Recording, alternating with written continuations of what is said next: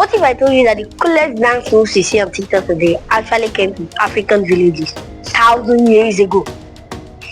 There was a Nigerian musician who mixed African jazz, traditional drums, mixed it together, and the government became scared to play powerful music. Today, we are going to be discovering where African dance moves came from. Hi friends, welcome to this Dance Academy, and today's episode is going to be super special because we are going to be traveling back in time to discover where African dance moves came from. I mean Afrobeat, the dance moves you hear everywhere, and anytime you hear it, you want to move your body. If you love telling stories, and if you like dancing, and if you like music, you will love this episode. Let's go. So imagine we are living in villages 1,000 years ago. How would you have coped? Way before no TV, no phones. How do they have fun? How do they celebrate? How do they tell stories? They dance. In the African villages, Afrobeat does not mean how you dress. It means that every move you take means something. In the African villages, this is when they dance. They dance when they are celebrating newborn babies and having weddings. When they are talking about clever animals and brave warriors. When the harvest is big and healthy. When they are talking to their gods. And when they are having fun with the community. The really cool part, different African countries had their own tribes and their own special dances.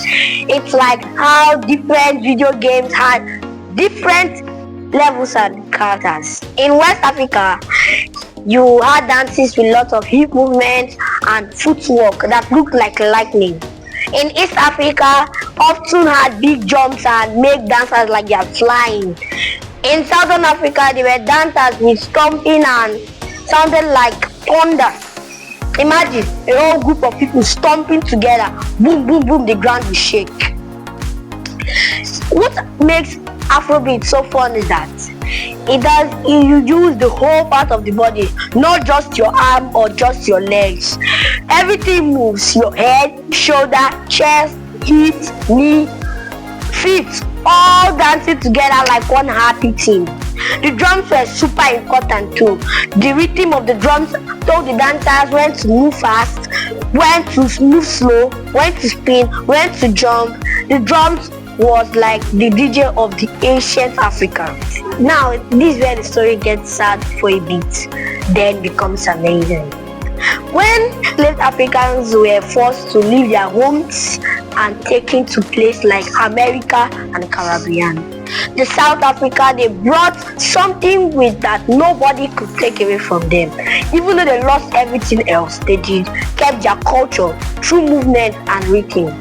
They passed these dance down to their children, precious treasure. Guess what happened? African dancers mixed with their own culture and created brand new dance styles in America. African dance helped create tap dancing, jazz dancing, break dancing, and even the movement that Michael Jackson made famous. In the Caribbean, it created salsa, reggae dancing, and calypso. In Brazil, it created samba and capoeira. So, basically, almost every popular dance style see today in Africa, mind-blowing, right? Okay, let's focus on the 90s, 70s, and 60s. In Nigeria, there were superhero comes in, Fela Kuti. He was a Nigerian musician, and he was tired of all this why every artist can't stop copying him without giving credit. He wanted an African music that would scream African is amazing. Here's what Fela Kuti did, and it's genius. He took traditional African rhythms and drums, mixed with American jazz, and added some soul music, and threw in political messages and created something completely new. Like you're making smoothie. It's called Afrobeat. Imagine making smoothie. You take mangoes and add strawberries, throw in banana, add some spinach powder, blend it all together. You get something delicious that never existed. That's what Fela did with music.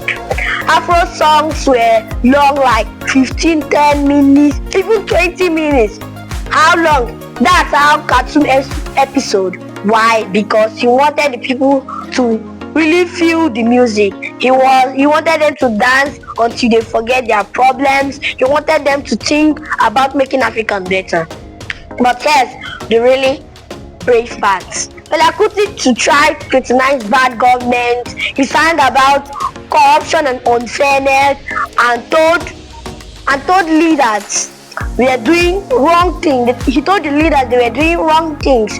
This made him very popular. The government hated him and did not want him to even perform again.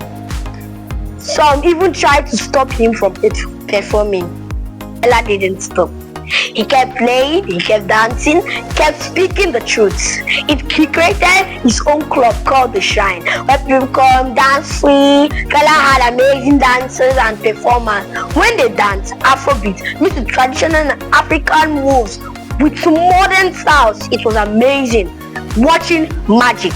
Now let's jump to today's. Your time is African music and dance. Everywhere. I mean everywhere. Artists like Burna Boy, Wizkid, Tems, Davido, Rema are winning Grammy Awards and breaking records on Spotify, Apple, and music. Dances like Zanku, Gwara, Shaku Shaku, Azonto, and Amapiano dances. These are trending on TikTok and Instagram with billions of views. Beyoncé made an entire album celebrating African music called The Lion King, The Gifts. Drake made songs with African artists Sheeran, collaborated with Burna Boy, even Justin Bieber. Jumped on the Afrobeat wave. The dance moves you see in music videos, a lot of them came from African dance styles that have been around for thousands of years, just mixed for modern times. Fashion shows us Afrobeat music. Video games have Afro soundtracks. Movie features and African dances scenes. It's everywhere because it's that good. And the best part, your young African creators are keeping the culture alive while making it fresh and new. They are trending the world that African culture isn't old-fashioned, it's timeless and unstoppable. So here's what I want you to remember from today's story. First, African dance and music have been around for thousands of years.